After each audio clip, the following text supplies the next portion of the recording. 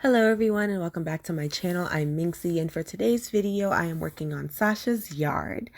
And to be honest guys, this one was a little tricky. It was a little tricky. I was really hard on myself for this one, so yeah, that's all I'm gonna say about that. But the build ended up turning out really cute, so just enjoy me struggling trying to make this build happen, and I'll come back at the end of the video.